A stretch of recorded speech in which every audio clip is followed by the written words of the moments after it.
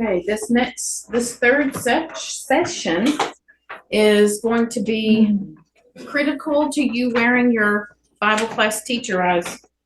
Don't have to wear them again. My Bible class teacher eyes.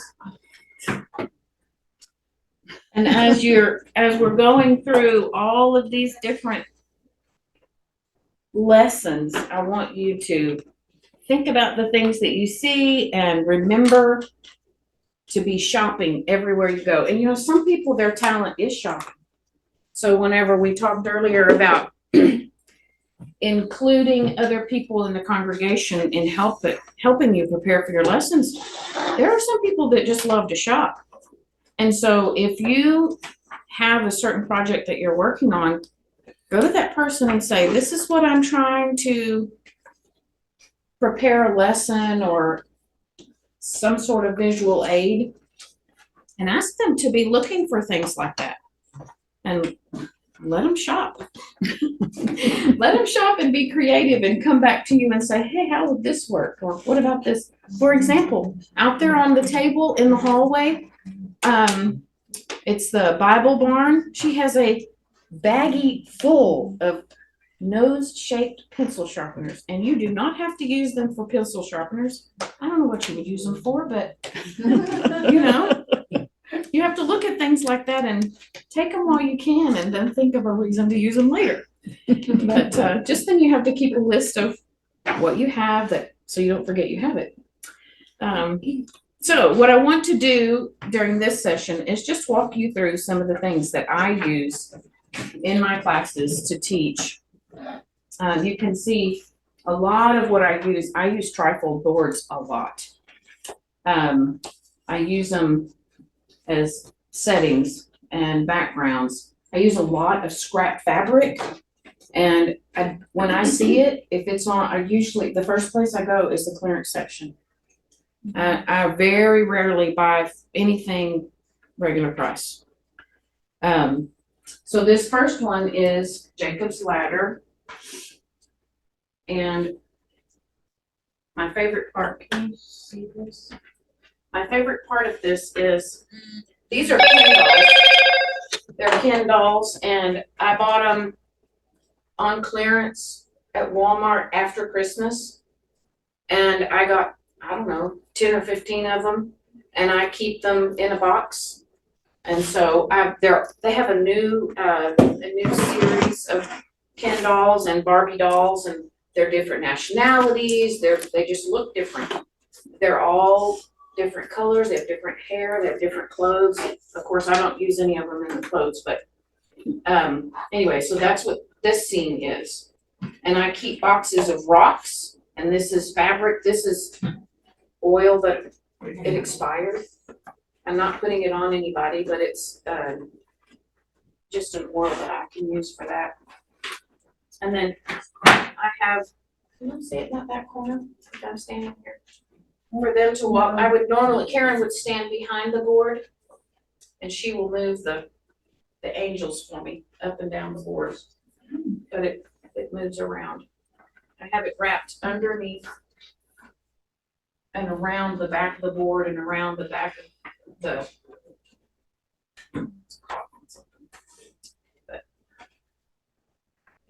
so they move both directions. I have all those pieces already built. I use a lot of these alligator binder clips. I keep them in stock. So, I love these boards because you can move everything around on the tabletop and use them to teach with. All right, the next one that we'll talk about is the birth of Moses. So these are the 3 boards, and my mom is the painter in the family, so I found the pictures in a coloring book, and we used an overhead projector and enlarged them onto butcher paper, white butcher paper, and then Mom used her talent to paint them for me. And the backing, this one is paper, bulletin board paper. This is fabric that I found on clearance one day. And then this is just another piece of an old sheet that I cut up.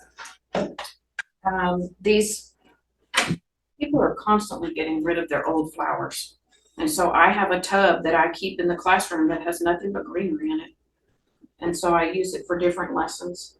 This fabric is actually from an old VBS that we did at Oldham Lane a few years ago. And so it looks like water. This basket came from Hobby Lobby, and this is the original basket. And then for the pitch, this is a black napkin, and I Mod Podged it on. I love the way that it turned out to look hard and watertight. And just in case you didn't know it, Moses was probably not blonde-headed. And so it was important to me to include that. And I couldn't find fabric that I wanted, a piece of fabric that would look like the fabric that the Levites would have had, but I found one that was the same color, the Levite tribes. But anyway, it was the same color. So the way that I teach this one is I have a script that I read, and Karen would sit on the end of the table here. And then we have a string. And as we tell the story, we drag the basket across the table as we read the passage. And so Moses makes it all the way to the Pharaoh's daughter. And then we uncover the basket. So that's the way we tell that story.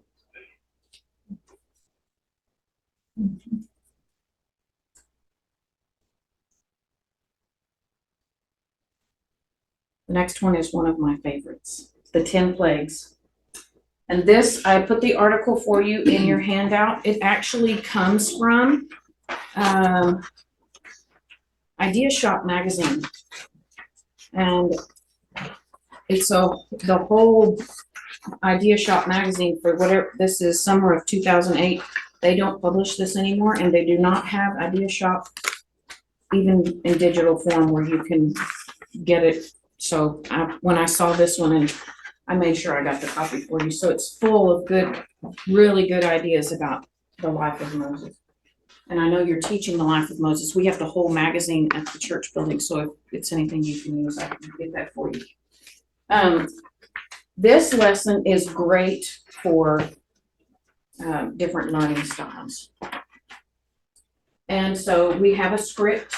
I didn't want y'all to have to smell the sardines. So usually what I have is a crock for the first plague, and it has a lid on it, and I have the sardines sitting in the tomato sauce. And so I pour water in, and the tomato sauce rises to the top, and the fish rise to the top, and it smells great. So that one's a lot of fun. And the frogs, I hate frogs. I don't like frogs. So Karen does this one. We will usually have it in a basket, and we toss them at the kids. They love that. They giggle, they squeal. For number 3, we use baby powder.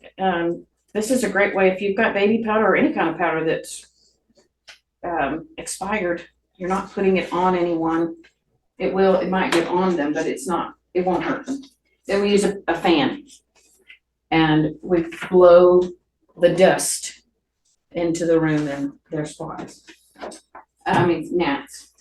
And then the 4th one is the flies, and we have a recording of flies. You can find all kinds of sound effects online. So Karen will, she's there for me every time. She'll push play.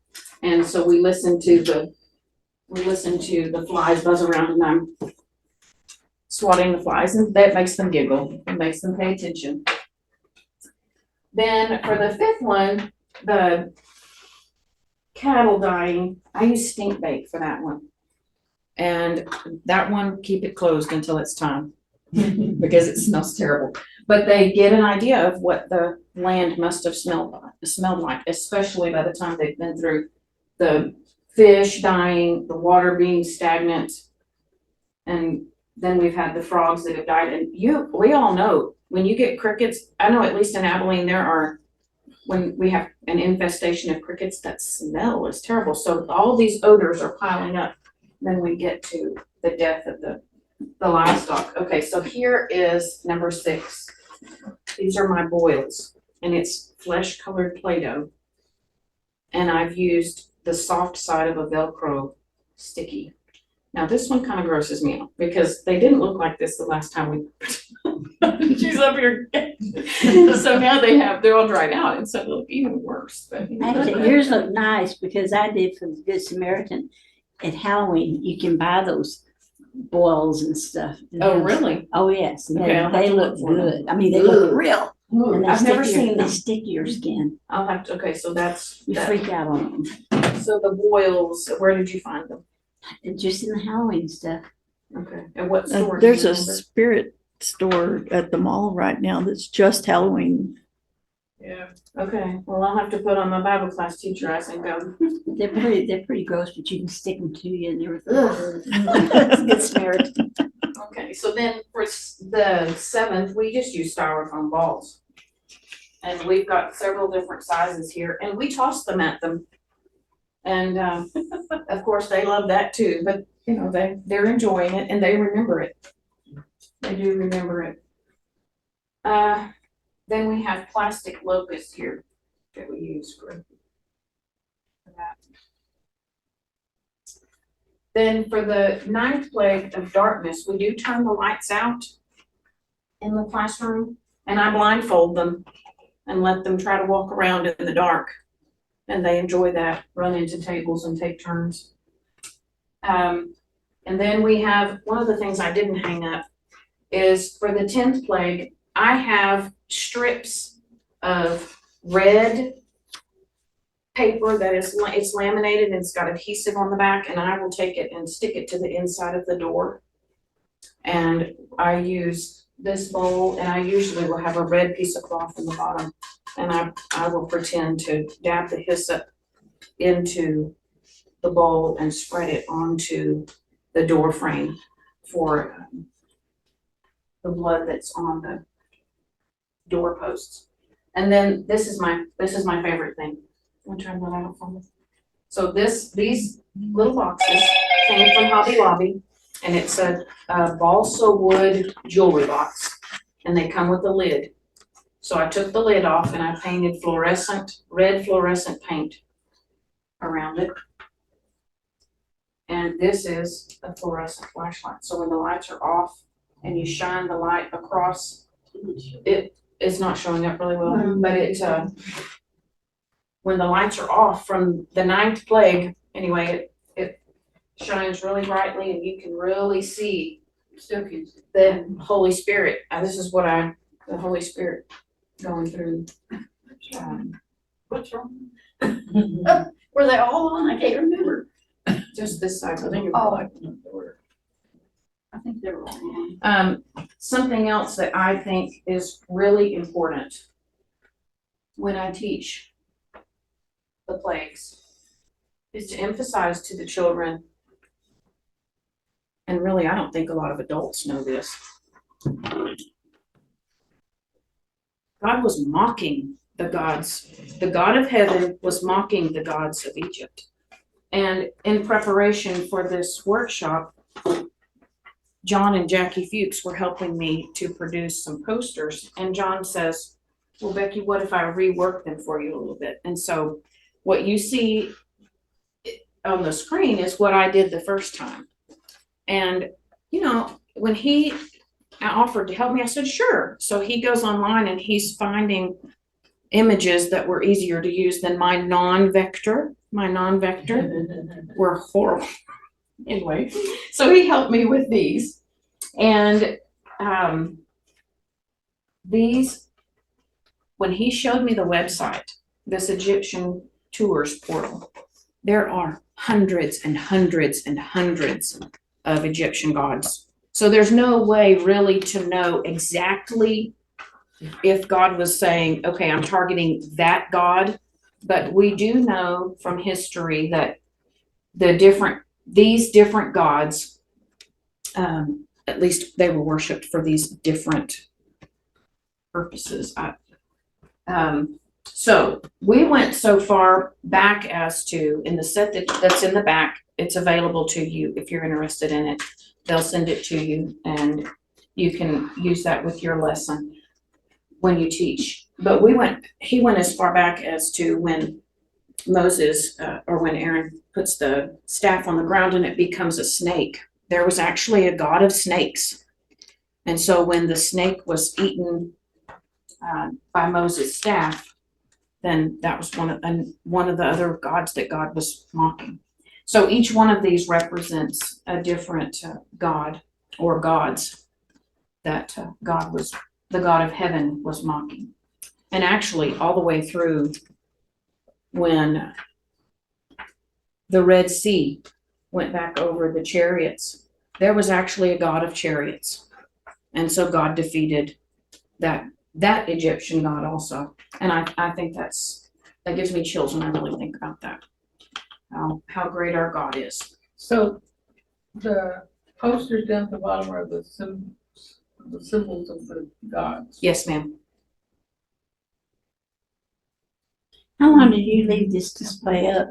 I used this in one class period. You did all of this in one class period? Yes, ma'am. Wow. I did. I was thinking maybe. We were the whole hopping. quarter. No, ma'am, we were hopping. The way that the lessons are laid out in our curriculums. In fact, the way that it's written in our curriculum, they wanted us to teach the 10 plagues and the crossing of the Red Sea in one lesson. I went, no. So that was one of the times that I went to them and I said, that's not doing it justice at all. There's way too much to cover in the 4th and 5th grade, and I will be separating them. So this is for one class time. That's a lot for one class. It is. It's a lot for one class. It really is. You know, because like a 5th grader would have a hard time having the concept that the government had gods. Mhm. The people, you know, Mhm. that would be something to really teach to them. Right. And it was interesting to watch them realize what an idol would have been. You know, watching them go, oh, those people didn't worship the God of heaven. And so for a lot of the students in the classroom, they've been in Bible class since they were babies. They don't know anything different than that. And so for them to put the concept of these are the Israelites, these are God's people, and they've been subjected to this for so long. There's a lot for them to really put their minds around. So would I like to teach it in several lessons? Yes. But when I'm teaching this in our curriculum in the 3 months that I have in there, I don't have that freedom. It's a shame you don't have more classes where that would stay put up. Mm-hmm. And so the next person, like Vacation Bible School, put their class in that classroom Mm-hmm. because that's a lot, even Yeah. for me, and I'm It pretty is. bad about detail. It is, and I think it would be a great, one of the things that I've offered to do this year for LTC, they are learning about Moses, the life of Moses. And so I went to the coordinator, the deacon over at LTC this year, and I said, you know, I could do this. I could present this for y'all. And he went, yes. So Good. I'll have other opportunities to teach it and present it. And the kids, they do enjoy it. It's so sensory oriented that they really learn a lot from it. So I do recommend that to y'all. So again, the posters are available in the back if that's something you'd like to have.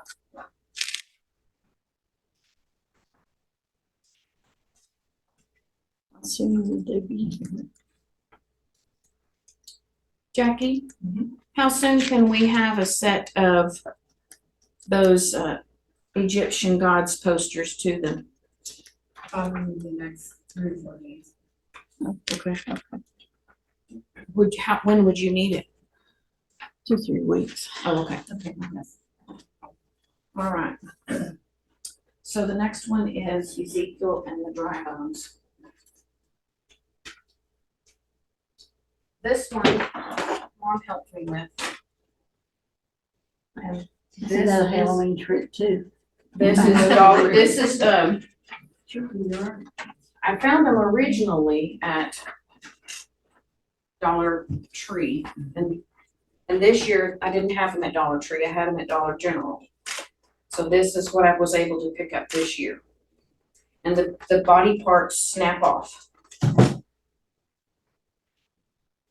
And I'm gonna take this opportunity to say, this is an example of a lesson where you store it at the church building, and not everyone else appreciates the work that you do. And so when you go in to get it and you're intending to use it to present at a workshop and you can't find it because someone has disassembled it. So then you think to self, we're going to find a place to store this at home. And so, so you make that happen. So this is an example of something where you have to pivot. You go into a classroom and you're prepared to teach and you have this idea, and oops, I waited till the last minute to go in and get it, and it wasn't there because someone else used it or is using it. So I would go through the lesson and I would be reading the information to them, and then I would remove the clips. And this is it's got the fabric has a little texture to it, so it's holding it.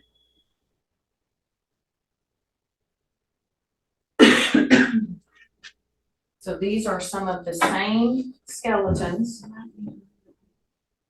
that are I've covered them with.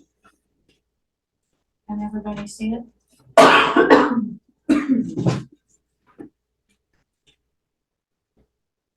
I found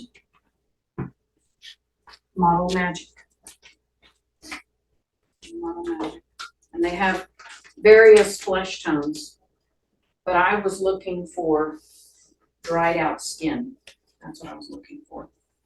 So I used the lighter to be the sinew underneath, and then the darker to be the flesh. What I would love to do when I have time to go back and do it is put them back. I had them, my original set, they were on skewers. And it was fishing line, and so you could pull the fishing line and they would actually stand up. So anyway, I hope that's helpful to you. It did take a little time to dry, a little more time to dry, so we'll see how much they hold up after they're stored a little while, but anyway, that's how I did that one.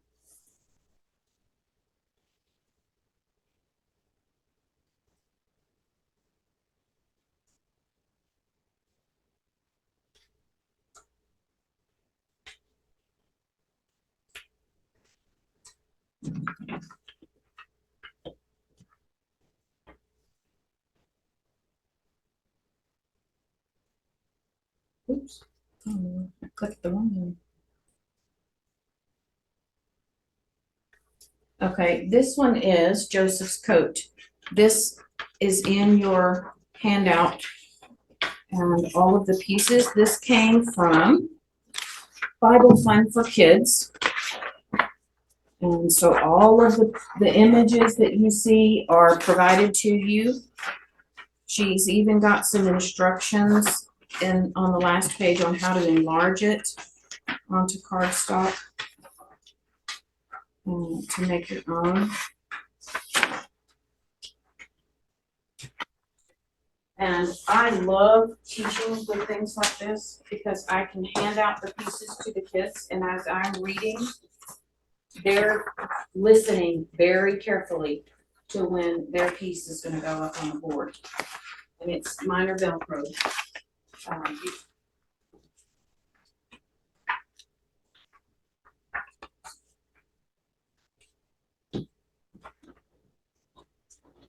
These Velcro dots, get them from Amazon.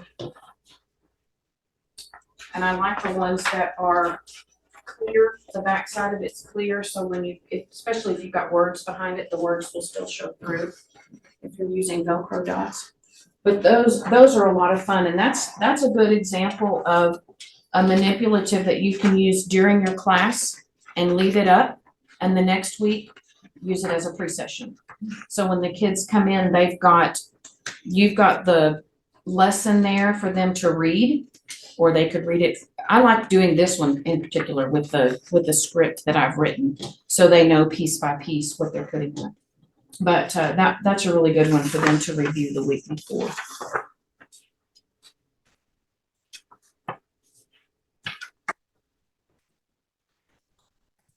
This next one is one that I decided to not bring with me, but I've got some images up here for you. And this is Mount Sinai.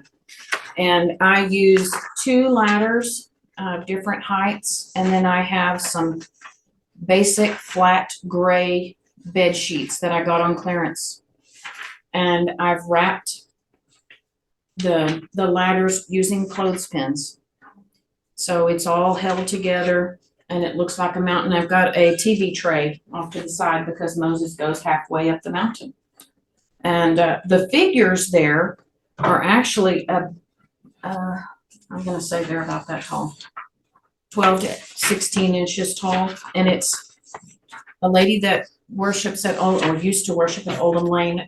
She's since passed away. She took those and adhered them to some corrugated board. And the back of them have flaps, so they stand up on their own. You can see in this picture here at the bottom how it's standing. It's got a flap on the back. They store really well. They're very sturdy because it's a thick corrugated board. And I used the ceiling tiles similar to this, and I hung the cotton batting from the ceiling to make the cloud above the mountain, and then the fabric underneath that is the flame. And so it's another example of fabric that I found on clearance. Did you put it in the book? Oh, did I not put that one in the book? I thought you said you did. Oh, man, I thought I did. Sorry. Nope, I guess I didn't. Sorry, y'all. That one takes a little more time to set up, but when you let the kids help you, they're sitting on the ground around the mountain and they're watching the pieces move, and you allow them to stretch a line around the base of the mountain and they're not allowed to cross it. They remember that. And we have a statue. I used a 2x4, a scrap of a 2x4, and I found a Schleich animal. You could buy any of these. This I would imagine came from Dollar Tree because they have a whole section of toy animals at Dollar Tree. But the cow that I used is glued to a 2x4, and I spray painted him gold. And that's what we use as our idol when we're discussing this lesson. And then when Moses grinds up the golden calf and he makes the Israelites drink it, we use gold glitter, edible glitter, and we put it in water, and that's what they drink. And they remember. Those are all those sensory things that are so important. One of the other things that we have behind the cloth, I have the image, whichever, I use this Moses. Let me see if I can point to him here. Right here, this is Moses. And so we took Moses and we ran a photocopy of his face and really lightened the image so that his face would glow. And so behind the mountain, because he went to see God, he was with God. And so he was behind the mountain or up in the mountain with God for 40 days.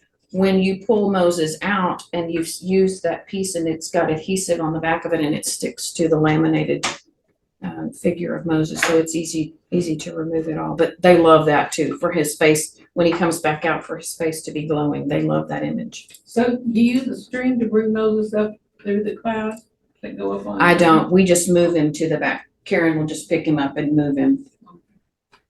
So I think did I go too far?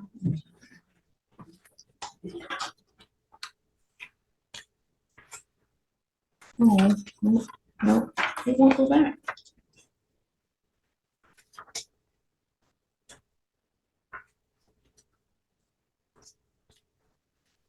There it is. Okay.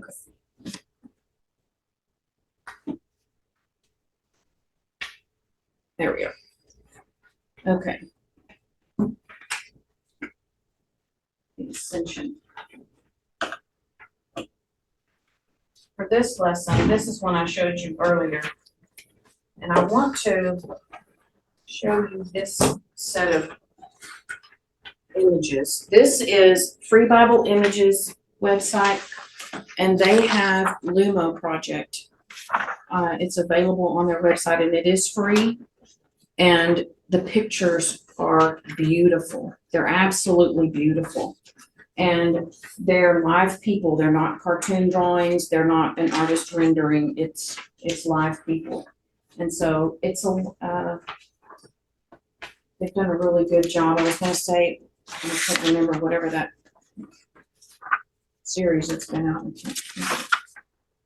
Chosen? Yes, that's the one. Thank you. So it's not the same people, but it's that same quality of images. Lulu is just New Testament. Yes, it is just New Testament. But I enjoy using this particular rendering of Lumo for this story of the resurrection. I thought they did a really good job of every scene, of showing every scene. And like I said earlier, when I'm using flip books, I like to read off the back of it, and it's word for word. And in fact, this one, John and Jackie took the time to put in the reference. So you know you're reading verse by verse by verse. You're not paraphrasing. So the pictures, see, they're just beautiful. So another thing that I've learned from John and Jackie is to round the corners. It helps the lamination to stay, and you don't damage the edge.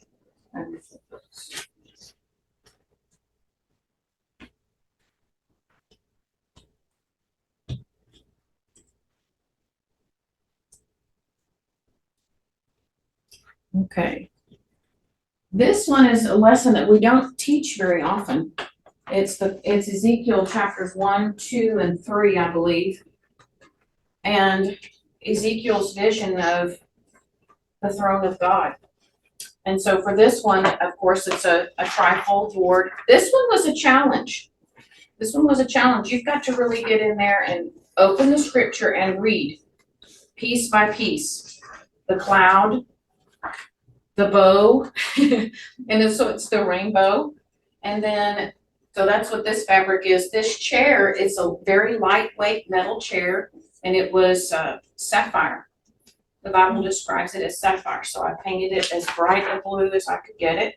And it's lightweight so that I've got it pinned using straight pins to the back of the board. And then the image of God was shining like metal. And so this is one of my Ken dolls, and I broke his legs off. Sorry, God. I broke his legs off, and I spray painted him with silver metallic paint.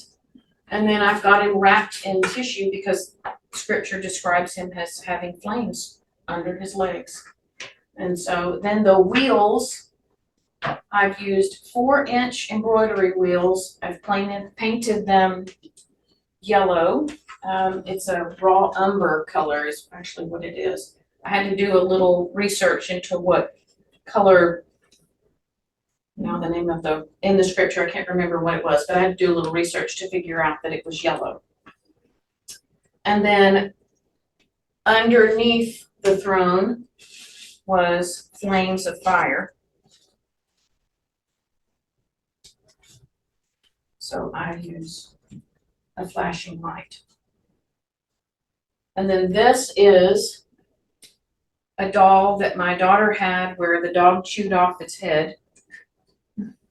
And so I just had to be creative, and it's very difficult, like I said, to read that, and it's all, it's a vision.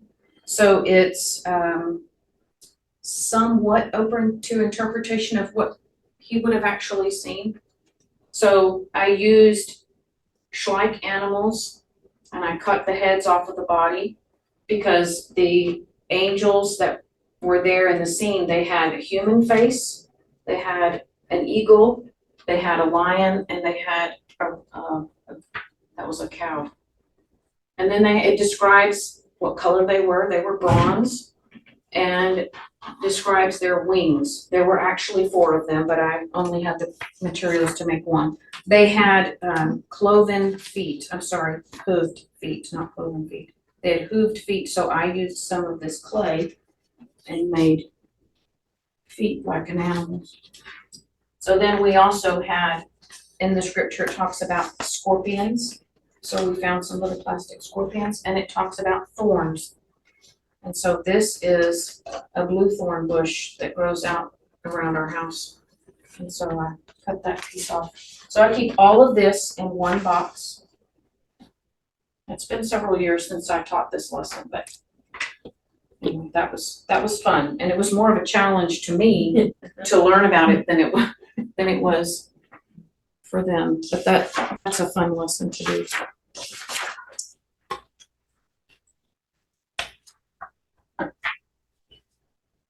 This is one of my favorites, the resurrection.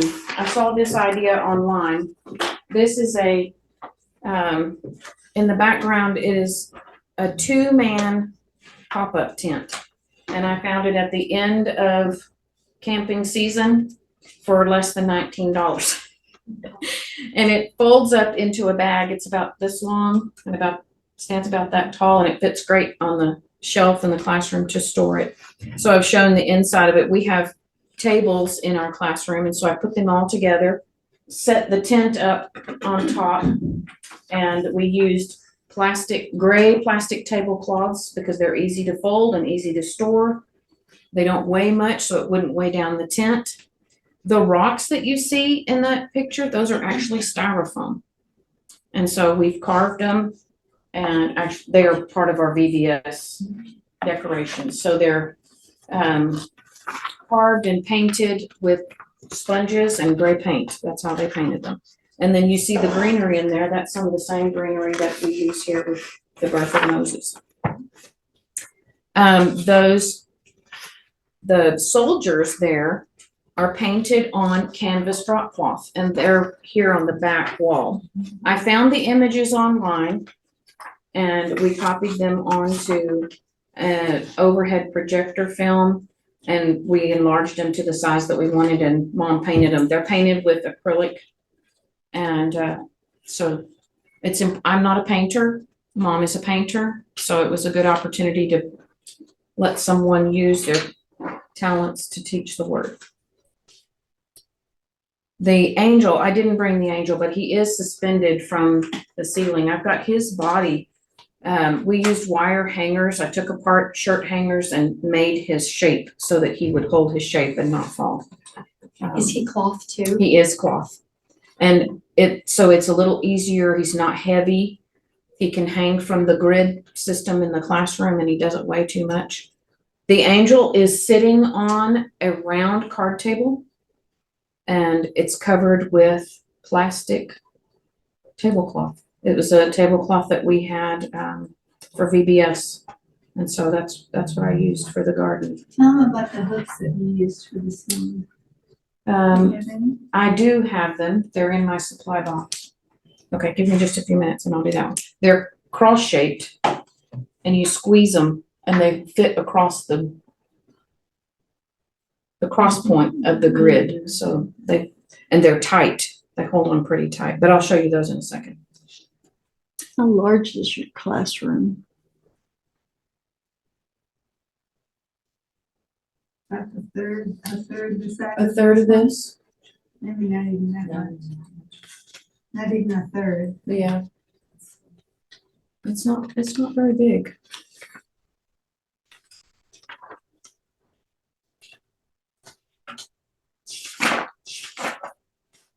The next thing that I want to show you is actually our prize box for this session. I have been you know, you look online a lot and you come across these ideas that our public school teachers use. And I was looking at a teacher's website one day and she said, you know, if I'm gonna be absent, I have this binder that says, this is what you do, these are some things you can do if you're gonna fill in and at the last minute I can't be there. And I went, well, duh. And so I thought, I'm gonna come up with something like that. And not necessarily for someone to teach my class, because I don't generally wait long enough. One of my routines is to work far enough ahead that if I end up sick, Karen can walk in on Sunday morning and teach my class. Or they can call someone else to sub for me. Not 100% of the time, I'm not perfect, but I try. But if I get called to sub and I don't know what they've been learning, it's more important to me to know what I'm teaching, to go into a classroom. And so I have created a yes, I'll sub box. And this box is full of information about the Bible. And so I've got flip books in here about, this one is how the Bible pictures itself, and the meat, the milk, the honey, different images about how the Bible describes itself. And I've got some of the Bible sorting cards that you could use before class starts. We have 39, 27, 66 that you could easily go into the classroom and hang on the wall right before class starts. I've got a flip book here about Josiah and how important the scripture was to Josiah when he found it. And this is a bulletin board that you could use to discuss with the children. And this is something that I came up with.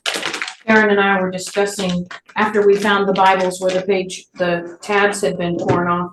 We've got to teach these children how to respect their Bibles, because it was obvious that they did not. So I came up with this one. I was thinking about Jane Buntley. I don't know if you're familiar with her, but she had a series of material, and one of hers was about taking care of the Bible, and I couldn't find it, so I came up with my own. And so I found a Bible in the teacher workroom that's missing some pages, and I thought, what a great way. I'm gonna tell the kids don't do this to their Bible, but that's what I'm gonna do. So I felt a little hypocritical when I got finished with it, but I thought, well, it's you know, maybe God can understand. Anyway, so this one, I took a pair of scissors, and this is in your handout, so you can duplicate it. It's a pair of scissors, and I've laminated. If I'm working on a school project, should I cut out words from the Bible for my poster? So you work through it page by page. I've stuck out whatever this one is a piece of gum. My dad caught me with gum, and so I stuck my gum in my Bible. I folded the page around the gum. And this one, I was helping my mom take care of my brother, and he was coloring in the pages. So I just made sure that I stuck one part of the image off the side, just so it's easier to find.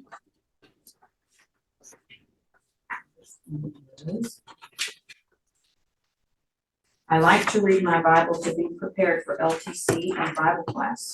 My parents read with me at night before bed. So it's not just things I don't do, it's things I do. And then this one is to represent a torn page because I got frustrated, lost my temper.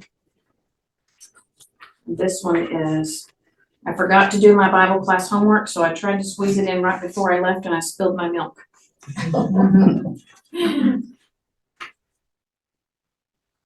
And this one is, I'm trying to create the habit of putting my Bible away when I'm not reading it.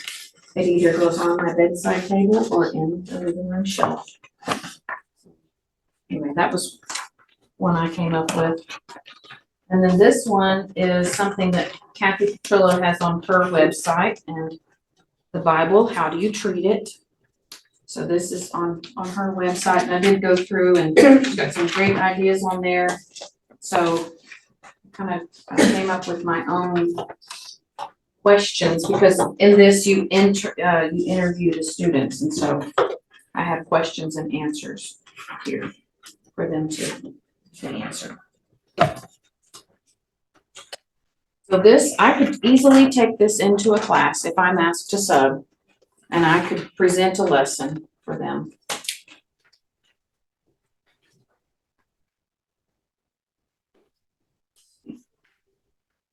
Got the song on a card that I could let them sing to them. And I've got a couple of other ideas in here, whoever gets to take this home. This actually is from the Imaginality series, so I've left the images here for you. That's something for you to create if you get to take this box home.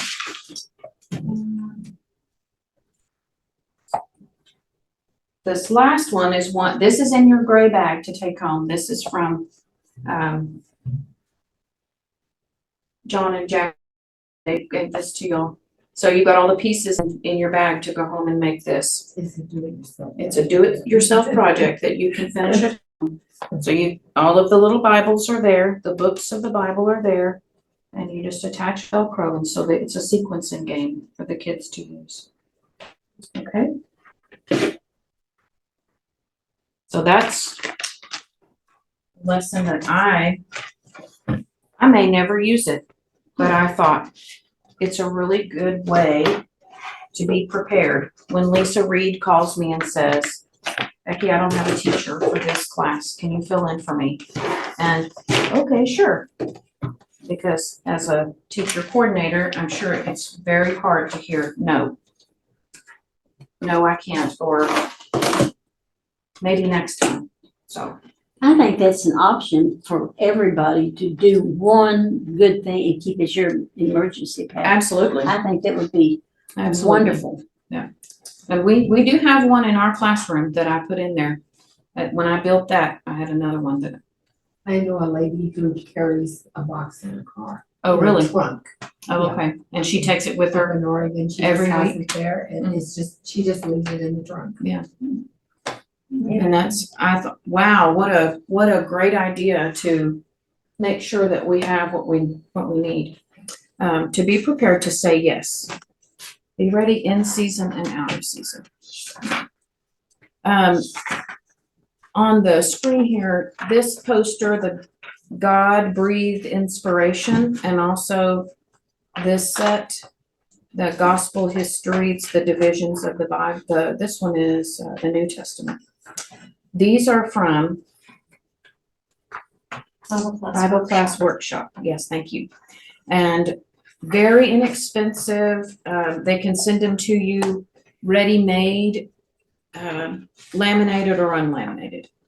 So they have some really neat things that you could use. This is one of their bookmarks, and it's in that box. Becki, 0 minutes. Okay, I have 0 minutes. I'm sorry, I got. Wow, okay. I got to listen to you. Okay.